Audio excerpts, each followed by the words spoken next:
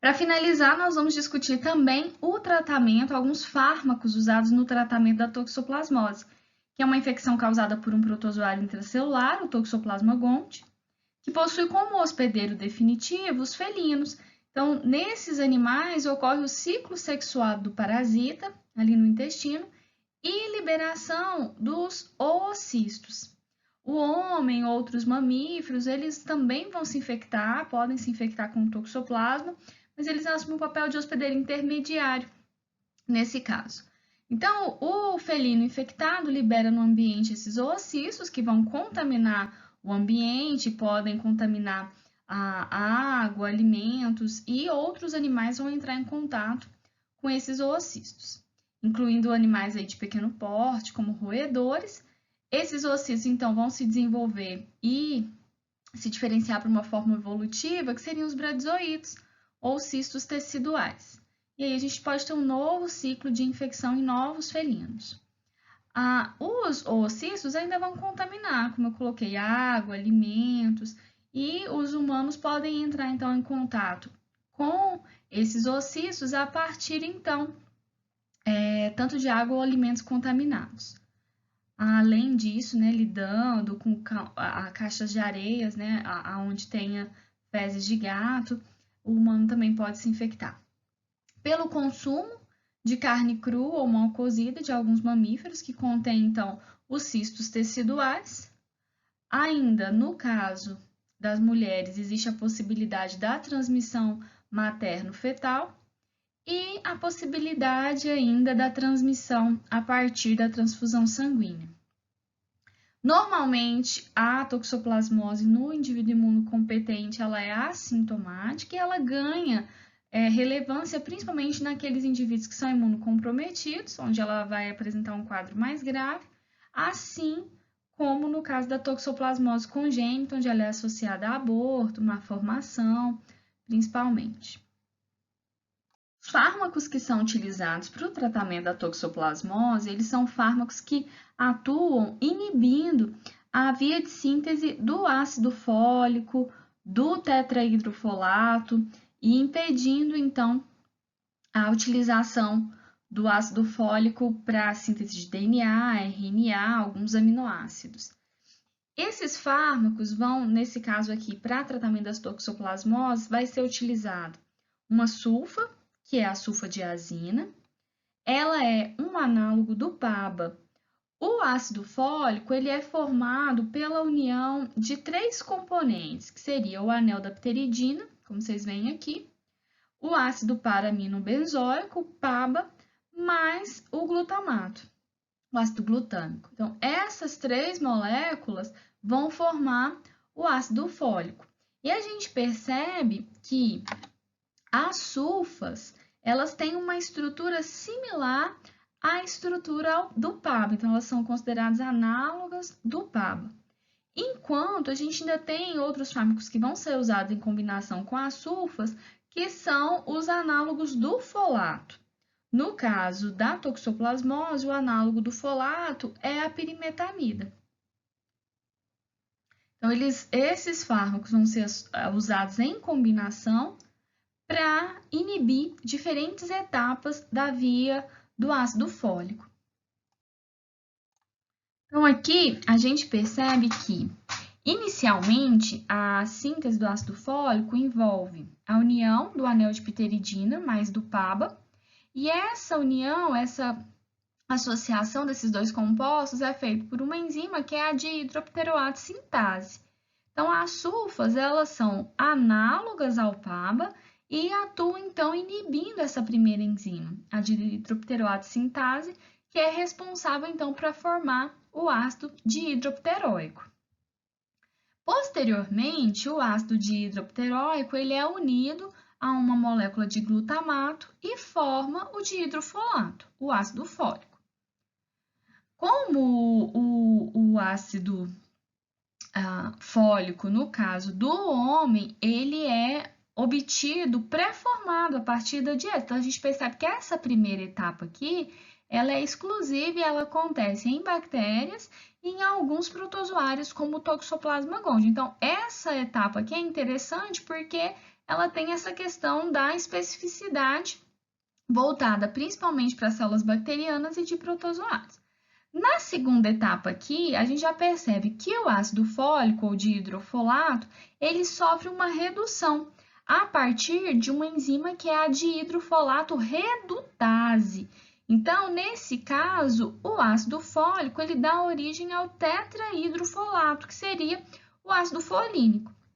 A partir de então, o ácido folínico ou tetrahidrofolato, ele vai ser utilizado para a síntese de várias moléculas, como DNA, RNA, síntese de purinas, também de pirimidinas, e ainda de alguns aminoácidos. Então, essa via do ácido fólico, ela é super importante para a replicação bacteriana, né, de protozoários, e também, né, nesse caso, essa última etapa da via, também vai estar acontecendo em humanos. A grande questão é que a concentração dos fármacos que a gente vai precisar para inibir essa enzima nos humanos, ela é muito maior do que a necessária para inibir a enzima no caso de bactérias e de protozoários. Então, a inibição, né, ela acontece numa concentração mais baixa do que seria necessária para inibir a enzima no caso dos mamíferos, né, do homem. Aqui nós temos os fármacos como o trimetoprim, o metotrexato, a pirimetamida. Então, os inibidores da dihidrofolato redutase, eles são usados tanto como agentes com ação antibacteriana, antiprotozoária, mas também na quimioterapia do câncer, já que eles vão inibir aí a replicação celular. E esses fármacos, eles atuam como análogos do dihidrofolato, análogos sintéticos, então, do folato. Bem, uma outra questão que é importante é a questão do uso em associação. As sulfas, elas sempre são usadas em associação com outro fármaco para que essa inibição ela aconteça em etapas sequenciais da via. O surgimento de resistência na utilização só das sulfas poderia ser muito rápida. E, nesse caso, elas são usadas, então, em combinação, fora o fato que as sulfas sozinhas, ela tem atividade bacteriostática. Mas, quando associada a um outro fármaco, então, por exemplo, a sulfadiazina mais a pirimetamina, aí sim ela já teria uma ação bactericida, né? Seria uma outra vantagem. Então, são fármacos que têm essa atividade sinérgica e atuando em etapas essenciais da via do folato.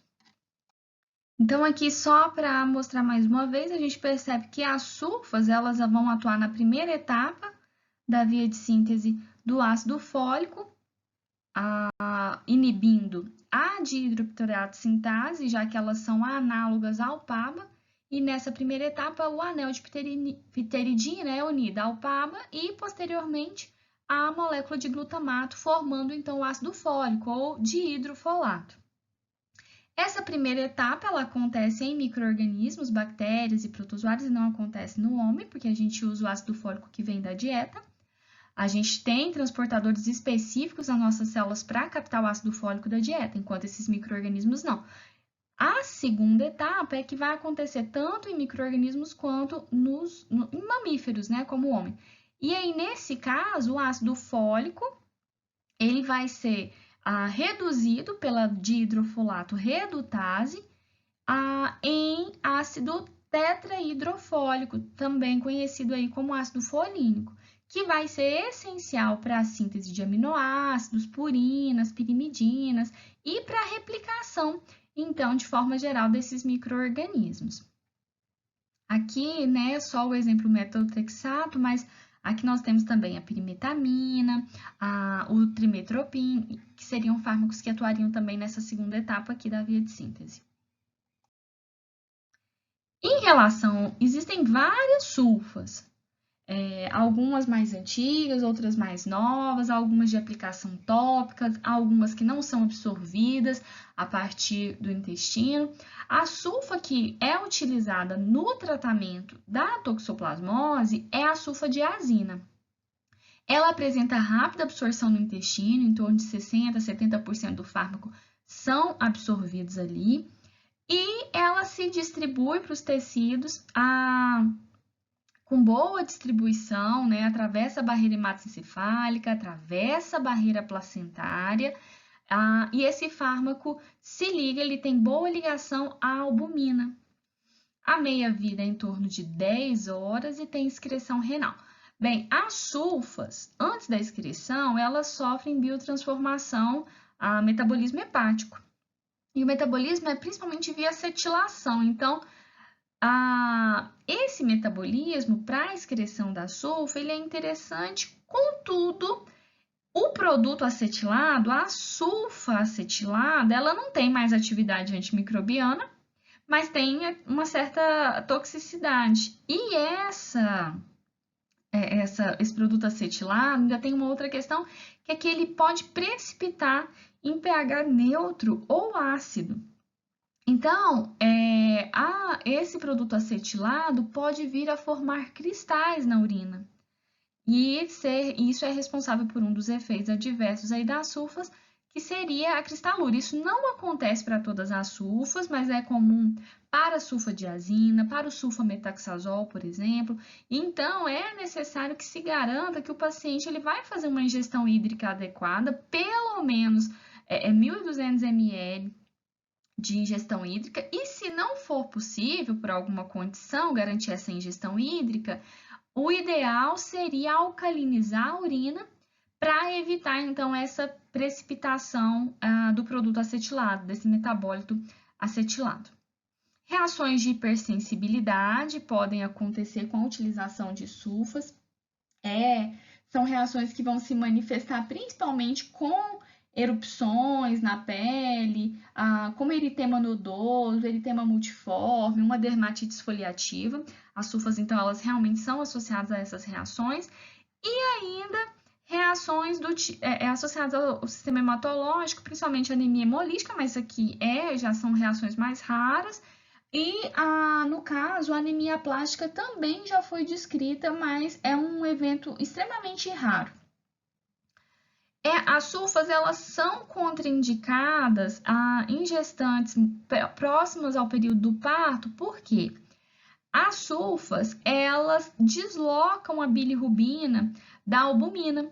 E com isso, a fração de bilirrubina livre, né, não ligada à albumina, fica muito alta e pode se associar aí ao desenvolvimento de kernípteros. Então, as sulfas também não devem ser usadas em recém-nascidos, né, já que elas têm esse potencial para deslocar a bilirrubina que está ligada à albumina. E isso pode gerar sérias consequências, né, com o aumento da bilirrubina livre, plasmática e suas consequências. Então, aqui nós já discutimos, né, ela pode se associar à icterícia em recém-nascido, já que ela desloca a bilirrubina, né, que estava associada ali à albumina. Além disso, a questão da cristalura, esses aqui são cristais de sulfa na urina, muito bonitos, né, mas esse é um evento que pode ser evitado por uma ingestão hídrica maior para se garantir a eliminação desse metabólito acetilado. E isso não acontece com todas as sulfas, mas é relatado tanto para a sulfadiazina, tanto para o sulfametaxazol. E a sulfadiazina é usada em combinação com a pirimetamina, que apresenta também uma boa distribuição tecidual, também é ligada, tem um bom grau de ligação às proteínas plasmáticas, mas uma meia-vida bem maior que as sulfas, né? De 85 a 100 horas, metabolizada também pelo fígado e a excreção também urinária. Em relação à pirimetamida, a principal questão que se precisa levar em conta em relação ao efeito adverso é em relação ao sistema hematológico, principalmente a anemia. E, nesse caso, é uma anemia que responde bem ao tratamento com ácido folínico e não ácido fólico. Lembrem-se, é ácido folínico. Por quê? Já é um intermediário aí que não é o dihidrofolato, é o tetrahidrofolato. Ele já não vai sofrer mais inibição da dihidrofolato redutase. Não adiantaria nada você dar ácido fólico nesse caso. É importante, então, por conta dessa anemia, se realizar o controle hematológico. E a pirimetamina, ela é teratogênica, então, não sendo indicada no primeiro trimestre de gestação, mas eu vou mostrar aqui para vocês quando o diagnóstico da toxoplasmose é feito antes da 16ª semana ou posteriormente à 16ª semana por conta da teratogenicidade da pirimetamina. Interações medicamentosas são aquelas que envolvem, então, a questão do sistema hematológico, com fármacos que podem aumentar esse grau de anemia, né, ou causar também uma supressão muito grande da medula, como o metrotrexato, que utiliza o mesmo mecanismo da pirimetamina, a gente viu pelas imagens, e a dapsona, que é uma sulfa, atua na etapa anterior, né, inibindo a dihidroteroato sintase. Então, são fármacos que vão atuar na mesma via de síntese e podem potencializar muito a anemia causada pela pirimetamina. As contraindicações, principalmente, né, alguma hipersensibilidade conhecida e anemia megaloblástica já associada à deficiência de folato. Então, é pensar, principalmente quando se fala em pirimetamina, nessas reações que envolvem o sistema hematológico.